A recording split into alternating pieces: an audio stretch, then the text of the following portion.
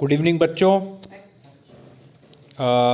बहुत दिनों बाद मैं आप लोगों के लिए ये वीडियो बहुत ज़रूरी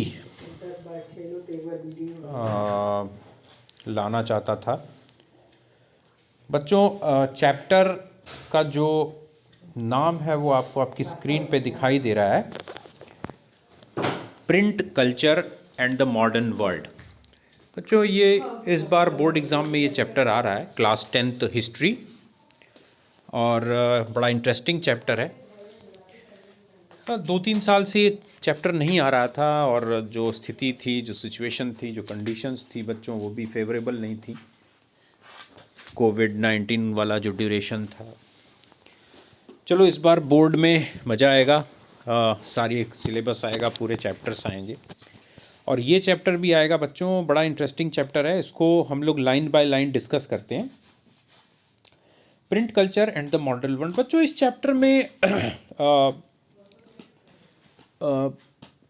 प्रिंट की हिस्ट्री और जो बुक्स राइटिंग है उसकी हिस्ट्री के बारे में डिस्कस किया गया है, ख़ास तौर से यूरोप और इंडिया। थोड़ा बहुत चाइना और जापान के बारे में भी इसमें दिया हुआ है। किस तरह से प्रिंट होता था पहले, प्रिंटिंग कैसे होती थी, कैसे पहले स्क्राइब्स होते थे और लोग जो है, फिर उसके बाद would block printing I. Would block printing के बाद फिर कैसे प्रिंटिंग मशीन इन्वेंट हुई जर्मनी में और उसका क्या असर हुआ, किस तरह से बुक्स छापी गई और जो रीडर्स थे वो कैसे कैसे किस तरीके के रीडर्स थे, किस तरीके की किताबें लिखी गई, नॉवेल्स लिखी गई, पोइट्री लिखी गई, कौन वो किस तरह से लोगों जो पाठक होते हैं, जो रीडर होते हैं, वो किस सोसाइटी से बिलोंग करते थे, कैसे थे, वगैरह वगैरह। बहुत सारी चीज़ें इसमें डिस्कस होंगी और बड़ा इंटरेस्टिंग चैप्टर है। चलो बच्चों, देर नहीं करते और इसको लाइन बाय लाइन डिस्कस करते हैं। Print culture and the modern world. It is difficult for us to imagine a world without printed matter. We find evidence of print everywhere around us in books, journals, newspapers, prints of famous paintings, and also in everyday things like theater programs, official circulars, calendars, diaries, advertisements, cinema posters at street corners. ये कहता है कि हम बिल्कुल भी कल्पना नहीं कर सकते एक ऐसे संसार की, यानी ऐसी कल्पना करनी काफ़ी कठिन होगी कि एक ऐसा संस्कार हो जहाँ पे कुछ भी प्रिंटेड ना हो। ठीक है, मतलब कुछ भी प्रिंटेड चीज़ आज के ज़माने में ना हो, हम ऐसा कल्पना कर ही नहीं सकते, है ना। क्योंकि हमारे सामने, हमारे अगल बगल, हमारी सराउंडिंग में हमको हर जगह कुछ ना कुछ प्रिंटेड मिल जाएगा, चाहे वो किताबों के रूप से, मैगज़ीन के रूप में, न्यूज़पेपर के रूप में, पेंटिंग के रूप में, चाहे कुछ भी, चाहे वो थिएटर का प्रोग्राम हो, चाहे वो ऑफिशियल सर्कुलर हो, किसी सरकारी कार्यालय का कोई आदेश हो, कोई कैलेंडर हो, डायरी हो, एडवर्टीजमेंट हो, सिनेमा का पोस्टर हो, कुछ भी हो, हमको कुछ ना कुछ ज़रूर प्रिंटिंग का दिखाई दे जाएगा। And we read printed literature, see printed images, follow the news through newspapers, and track public debates that appear in print. हम पढ़ते रहते हैं कुछ भी प्रिंटेड, चाहे वो प्रिंटेड लिटरेचर हो। बच्चों, आप लोग तो अपनी टेक्स्ट बुक को ही पढ़ते हो, आपकी टेक्स्ट बुक जो कि प्रिंटेड है। हम प्रिंटेड इमेजेस देखते हैं, हम न्यूज़पेपर्स और न्यूज़ पढ़ते हैं, न्यूज़पेपर भी प्रिंटेड होता है। ठीक है, और कोई भी डिबेट का इशू हो, पब्लिक रिलेटेड इशू हो, अधिकतर वो हमको प्रिंट में ही मिलता है। We take for granted this world of print and often forget that there was a time before print. और हम देखते हैं कि इस संसार को प्रिंट मिला हुआ है, ये छपी हुई चीज़ें, लेकिन अक्सर ये भूल जाते हैं कि एक ऐसा भी समय था बच्चों जब प्रिंट नाम की कोई चीज़ नहीं थी। तो आइए हम उसके इतिहास के बारे में जानते हैं, पढ़ते हैं और समझने की कोशिश करते हैं। बच्चों, इसमें यही इंट्रोडक्शन दिया हुआ है। आ जाते हैं हम लोग फर्स्ट नंबर, जो हमारा फर्स्ट हेडिंग है, द फर्स्ट प्रिंटेड बुक्स, इसको फॉलो करते हैं बच्चों। हाँ, मेन चैप्टर आपका यहीं से स्टार्ट है। The earliest kind of print technology was developed in China, Japan, and Korea. This was a system of hand printing from AD 594 onwards. Books in China were printed by rubbing paper, also invented there, against the inked surface of wood blocks. बच्चों, printing technology की शुरुआत या उसका जो विकास हुआ बच्चों, तीन देश उसके में बहुत महत्वपूर्ण भागीदार हैं। वो हैं चाइना, जापान और कोरिया। वहाँ पर जो होता था उस समय हैंड प्रिंटिंग होती थी, हाथ से छपाई होती थी। AD 594 से और उसके बाद से चाइना में जो किताबें छपती थीं बच्चों, वो रब करके यानी रगड़ करके, जैसे आपने बचपन में ज़रूर किया होगा, हम लोग भी अपने बचपन में करते थे बच्चों। कॉइन ले लेते थे, 1 रुपी कॉइन, 2 रुपी कॉइन या 10 पैसे कॉइन, 5 पैसे। हम लोगों के समय 5 पैसे और 10 पैसे के सिक्के चलते थे। तो हम लोग क्या करते थे, उस सिक्के को पेपर के नीचे सिक्के को रख कर उसके ऊपर पेंसिल चलाते थे। तो पेंसिल चलाने से जो सिक्के पे जो लिखा रहता था 5 पैसे और क्या क्या, वो पेपर पे आ जाता था, पेपर पे वो छप जाता था। तो इस तरह से उन लोगों ने शुरुआत की चाइना में। इसके बाद वुड ब्लॉक प्रिंटिंग आ गई। वुड ब्लॉक प्रिंटिंग में यानी जो लकड़ी के टुकड़े होते थे उस पर उकेरा जाता था, जो लेटर्स होते थे, अक्षर जो होते थे, ठीक है, लेटर्स जो हैं, अल्फ़ाबेट्स हैं, उनको क्या बोलते हैं कि गढ़ा जाता था उसमें, उसको बनाया जाता था सांचे की तरह, और फिर उस पर इंक लगाकर और उसको पेपर या कपड़े पे छापा जाता था। As both sides of the thin porous sheet could not be printed, the traditional Chinese accordion book was folded and stitched at the side. और चाइनीज़ में चाइना ने सबसे पहले जो बुक जो किताबें हैं उसको फोल्ड करना और एक तरफ से उसको सिलना, इसकी शुरुआत चाइना ने की थी।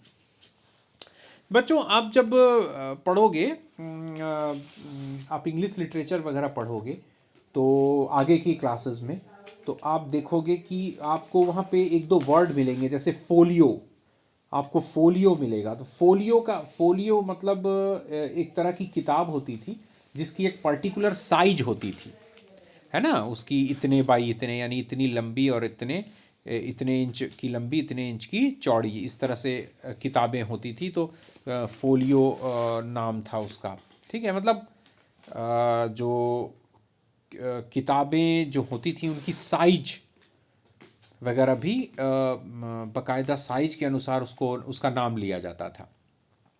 तो जो फोल्ड करके, पेपर को फोल्ड करके और एक तरफ से सिल करके, जैसे आजकल की किताबें होती हैं, इसकी शुरुआत चाइना में हुई थी बच्चों। Superbly skilled craftsmen could duplicate with remarkable accuracy the beauty of calligraphy.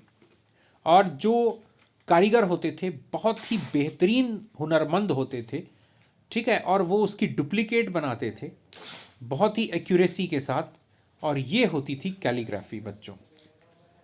Calligraphy का मतलब होता है the art of beautiful and stylist writing, यानी सुंदर तरीके से लिखना, है ना, हैंड राइटिंग, उसको कैलीग्राफी बोलते हैं। The imperial state in China was for a very long time the major producer of printed material. China बहुत लंबे समय तक, है ना, प्रिंटेड मटेरियल का एक बहुत बड़ा उत्पादक देश था। जो भी छापने में जिन भी वस्तुओं का उपयोग होता है उसका बहुत बड़ा उत्पादक देश था। China possessed a huge bureaucratic system which recruited its personnel through civil service examination. बच्चों, चाइना में उस समय चाइना में एक बहुत बड़ा ब्यूरोक्रेटिक सिस्टम होता था, नौकरशाही होती थी। जैसे आजकल बच्चों जैसे IAS और PCS अधिकारी होते हैं ना, कलेक्टर, तहसीलदार, SDM, SP वगैरह वगैरह, मतलब बाकायदा एक चेन होती है अधिकारियों की, कर्मचारियों की, पूरे ब्यूरोक्रेसी की, है ना। चाइना में बहुत पहले से एक इस तरह का सिस्टम होता था। हम लोगों के यहाँ तो इस तरह का सिस्टम आया ख़ास तौर से अंग्रेज़ों के आने के बाद, जब अंग्रेज़ भारत में 47-57 के लगभग जब भारत में आए और उन्होंने भारत पर कब्जा करना शुरू कर दिया, तो उन्होंने फिर civil services, Indian civil services और क्या क्या एग्ज़ाम करवाए और उसमें भर्ती वगैरह अधिकारियों की, एसडीएम, कलेक्टर और क्या क्या, है ना। चाइना में बच्चों ये बहुत पहले से होता था और उसमें बाकायदा एक सिविल सर्विस एग्ज़ामिनेशन वगैरह भी होता था, परीक्षाएं होती थी इस नौकरी के लिए चाइना में। और उसके लिए बच्चों सिलेबस होता था, एक पर्टिकुलर सिलेबस फॉलो करना पड़ता था कैंडिडेट्स को, उस सिलेबस को पढ़ करके उनको एग्ज़ाम देना होता था। तो बच्चों वो सिलेबस के लिए टेक्स्ट बुक हुआ करती थी, है ना, लिखा हुआ है देखो, text books for this examination were printed in vast numbers under the sponsors of imperial state, यानी सरकार खुद अपने पैसे खर्च करके, सरकार का पैसा लगता था चाइना की, और वो लोग इस परीक्षा की तैयारी के लिए किताबें छपवाते थे, ठीक है। From the 16th century the number of examination candidates went up and that increase the volume of print. 16वीं शताब्दी तक इस परीक्षा के उम्मीदवार बढ़ गए, बहुत सारे उम्मीदवार परीक्षा देने के लिए आते थे। इसके कारण जो टेक्स्ट बुक की प्रिंटिंग थी वो भी काफ़ी बढ़ गई, यानी बहुत सारी किताबें छपने लगी थी। By the 17th century, as urban culture bloomed in China, the uses of print diversified. 17वीं शताब्दी आते आते, 17th सेंचुरी आते आते, मतलब 17th सेंचुरी यानी 1600, है ना, चाइना में धीरे धीरे शहरी सभ्यता का विकास होने लगा, नगरीय सभ्यता का विकास होने लगा। अब इससे क्या हुआ, जो प्रिंट कल्चर था वो डाइवर्सिफाइड हो गया, यानी अलग अलग तरह की चीज़ें छपने लगी। पहले चाइना में मेनली हम लोगों ने पढ़ा क्या छपता था, टेक्स्ट बुक छपती थी, वो सिविल सर्विस एग्ज़ाम देने के लिए कैंडिडेट्स के लिए जो पाठ्य पुस्तकें होती थी वो छपती थी। लेकिन धीरे धीरे जब शहरी जो नगरीय सभ्यता का विकास चाइना में होने लगा, तो लोगों का जो जायका है किताबों को पढ़ने का या प्रिंटेड मटेरियल को पढ़ने का, वो चेंज होने लगा और उसमें बहुत सारी चीज़ें आ गई। जैसे प्रिंट वॉज नॉ longer used just by scholars और स्कॉलर ऑफिशियल्स, यानी पहले जहाँ प्रिंटिंग चीज़ें या प्रिंटेड मटेरियल जो है वो विद्वान और अधिकारी या जो भी परीक्षा देने वाला जो कैंडिडेट होता था वही प्रिंटेड मटेरियल वगैरह पढ़ता था। लेकिन अब ऐसा नहीं था, अब और भी बहुत सारे लोग प्रिंटेड चीज़ें पढ़ने लगे थे। जैसे merchants used print in their everyday life as they collected trade information. व्यापारी भी प्रिंटेड चीज़ अपने प्रतिदिन के जीवन में प्रिंटेड चीज़ का इस्तेमाल करने लगे, चाहे वो उनके व्यापार से जुड़ी कोई सूचना हो, बिल वगैरह हो, अकाउंट मेंटेन करना हो, वगैरह वगैरह, है ना। Reading increasingly became a leisure activity. धीरे धीरे बहुत तेजी से जो पढ़ना था बच्चों, पढ़ना, पठन पाठन करना, ये जो है अब एक लीजर एक्टिविटी होने लगी, यानी खाली समय। लीजर एक्टिविटी यानी खाली समय में आप जैसे आप अपना कोई काम वाम कर लिए, थोड़ा खाली बैठे हैं, तो आपको थोड़ा सा माइंड को रिफ्रेश करना है, थोड़ा अपना एंटरटेनमेंट, मनोरंजन करना है, तो कोई चीज़ पढ़ ली, कोई किताब पढ़ ली, कोई उपन्यास पढ़ लिया, कोई कहानी पढ़ ली, है ना। तो इस तरह से एक लीजर टाइम एक्टिविटी होने लगी थी। The new readership preferred fictional narratives, poetry, autobiography, है ना, anthologies of literary masterpieces and romantic plays. अब जो नई रीडरशिप थी, यानी अब जो लोग पढ़ने वाले जो थे, धीरे धीरे जो पाठक जो बढ़ रहे थे, अब वो फिक्शनल नैरेटिव्स पढ़ रहे थे बच्चों, यानी जो काल्पनिक कहानियाँ, उपन्यास वगैरह, कविताएं वगैरह, जीवनी और क्या क्या, ये सब रोमांटिक प्लेज जो नाटक वगैरह हैं, ये सब की किताबें पढ़ने लगे थे।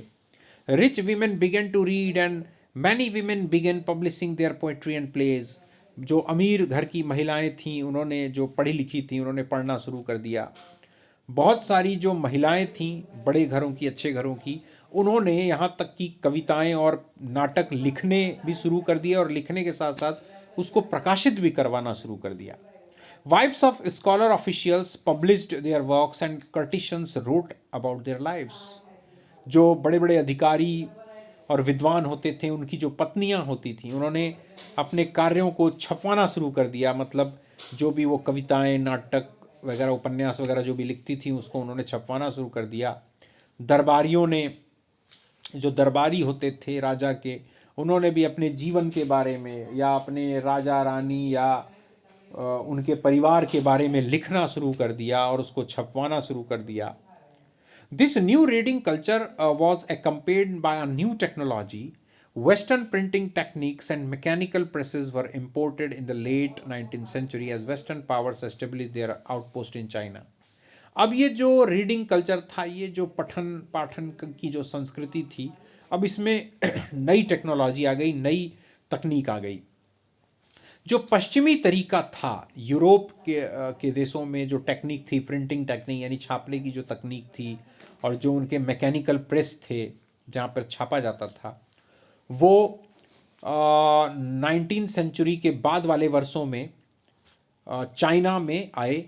चूँकि पश्चिमी शक्तियाँ जो थीं यानी यूरोप के जो ताकतवर देश थे, उन्होंने चाइना के किनारे किनारे वाले इलाकों में, चीन के जो समुद्री किनारे वाले इलाकों में अपने ठिकाने बनाने शुरू कर दिए। व्यापार के नाम पे वो सब आते थे और अपने साथ वो नई टेक्नोलॉजी भी लेके आए। Shanghai became the hub of new print culture.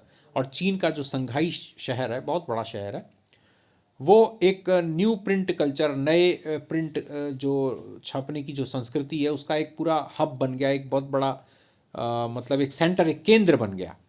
ठीक है, catering to the western style schools, है ना। और वहाँ पर जो है पश्चिमी सभ्यता से प्रभावित जो विद्यालय हैं वो आरंभ होने लग गए। जो व्यवस्था है, जो पश्चिमी देशों में जो पढ़ाई लिखाई की जो व्यवस्था है, जो स्कूलिंग सिस्टम है, वो भी धीरे धीरे वहाँ इंट्रोड्यूस होने लगा चाइना में। From hand printing there was now a gradual shift for mechanical printing. और जहाँ पहले हैंड प्रिंटिंग होती थी, हाथ से छपाई होती थी, अब धीरे धीरे मशीनों के द्वारा ये प्रिंटिंग का काम होने लगा। बच्चों, आज का वीडियो यहीं तक। कल हम लोग प्रिंट इन जापान फॉलो करेंगे। और डेफिनेटली बच्चों, आप लोग मेरे वीडियो में लगातार बने रहिएगा। मैं धीरे धीरे करके छोटे छोटे वीडियोस में आपको सारे टॉपिक्स मैं आपको डिस्कस करूंगा, आपके साथ लाइन बाय लाइन डिस्कस करेंगे, समझने की कोशिश करेंगे। बाद में इम्पॉर्टेंट क्वेश्चंस के बारे में डिस्कस करेंगे और बोर्ड की प्रिपरेशन से रिलेटेड डिस्कस करेंगे। बच्चों, आप बस इस पे बने रहिएगा, फॉलो करते रहिएगा। आपको अब नई नई जो टॉपिक्स हैं वो मिलते रहेंगे। ठीक है बच्चों, तब तक के लिए गुड नाइट।